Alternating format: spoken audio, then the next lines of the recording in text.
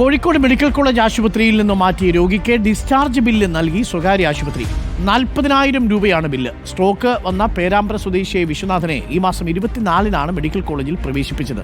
പണമടയ്ക്കാൻ നിർവാഹമില്ലെന്ന് വിശ്വനാഥന്റെ മകൻ വിഷ്ണു റിപ്പോർട്ടറിനോട് പറഞ്ഞു.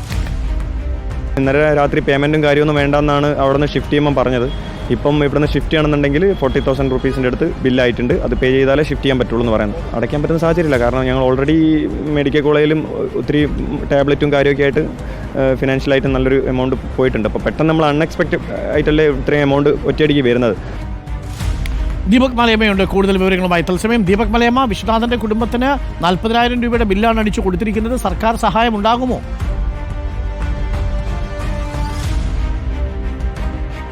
അരുൺകുമാർ, നിലവിൽ സർക്കാർ സഹായം ഉണ്ടാകുമെന്ന് ഉറപ്പ് പറയാൻ കഴിയില്ല. പക്ഷേ DMO ചില ഇടപെടലുകൾ നടത്തുന്നുണ്ട് എന്നുള്ളതാണ് നമുക്ക് അറിയാൻ സാധിച്ചിട്ടുള്ളത്. DMOയുമായി ബന്ധപ്പെടാൻ ശ്രമിച്ചെങ്കിലും അദ്ദേഹത്തിൻ്റെ ഫോണിൽ നമുക്ക് കിട്ടിയിട്ടില്ല എന്നുള്ളതാണ്.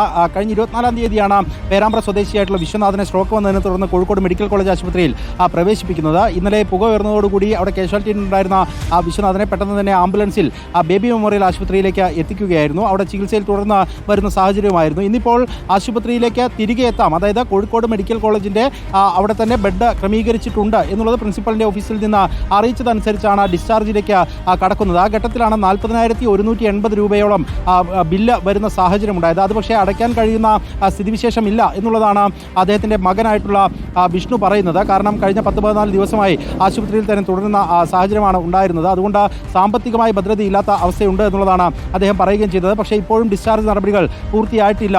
തുക അടച്ചാൽ മാത്രമേ ആശുപത്രി വിട്ടു പോകാൻ കഴിയൂ എന്നുള്ളതാണ് സാഹചര്യം എന്നുള്ളതാണ് മറ്റൊരു വസ്തുത.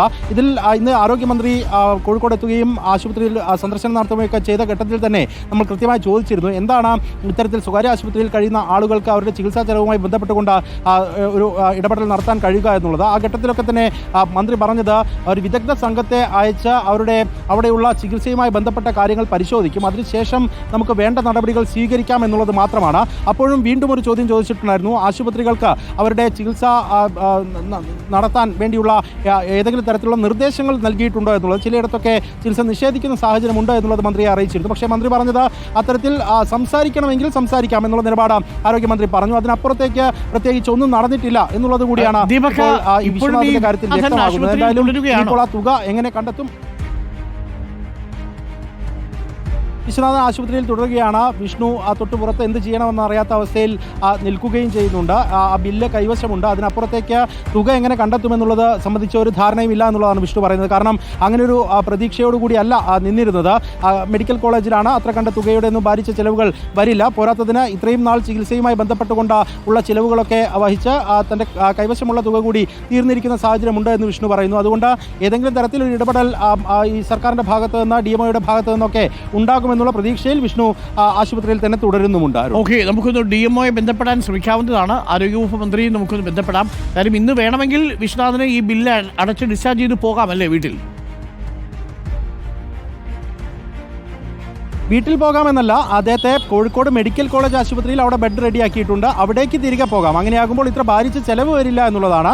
അദ്ദേഹത്തിന് ചികിത്സ തുടരേണ്ടതുണ്ട് എന്നുള്ളത് തന്നെയാണ്. അതുകൊണ്ട് ആശുപത്രിയിൽ നിന്ന്, പ്രത്യേകിച്ച് കോഴിക്കോട്ടെ സ്വകാര്യ ആശുപത്രിയിൽ നിന്ന് ഇന്നിപ്പോൾ ഈ ബില്ലടച്ചാൽ പോകാവുന്ന സാഹചര്യമുണ്ട്. അത് മെഡിക്കൽ കോളേജ് ആശുപത്രി ഇവരെ അറിയിക്കുകയും ചെയ്തിട്ടുണ്ട്. പക്ഷേ പോകാൻ നിർവാഹമില്ല. കാരണം ബില്ല് അടയ്ക്കേണ്ടതുണ്ട്. 40,130 രൂപ, 80 രൂപയുടെ അടുത്ത് ബില്ല് അടയ്ക്കേണ്ടതുണ്ട്. എത്രയും പെട്ടെന്ന് സർക്കാർ അക്കാര്യത്തിലൊരു തീരുമാനമുണ്ടാവണം. 40,130 രൂപയുടെ ബില്ലുമായിട്ട് വിശ്വനാഥന്റെ മകൻ വിഷ്ണു ഇപ്പോൾ ആശുപത്രിയുടെ പുറത്ത് നിൽപ്പുണ്ട്. DMO അക്കാര്യത്തിലൊരു തീരുമാനമെടുക്കണം. ഇത് കണ്ടുകൊണ്ടിരിക്കുന്ന ആരോഗ്യവകുപ്പ് മന്ത്രിയോ അതല്ലെങ്കിൽ ആരോഗ്യവകുപ്പുമായി ബന്ധപ്പെട്ട ഉദ്യോഗസ്ഥരോ തീരുമാനമെടുക്കുക. ഈ രാത്രിയോടെ കഴിഞ്ഞാൽ വീണ്ടും ഇന്നത്തെ ചിലവ് കൂടി വരുമ്പോൾ വീണ്ടും ചാർജ് കൂടാനാണ് സാധ്യത.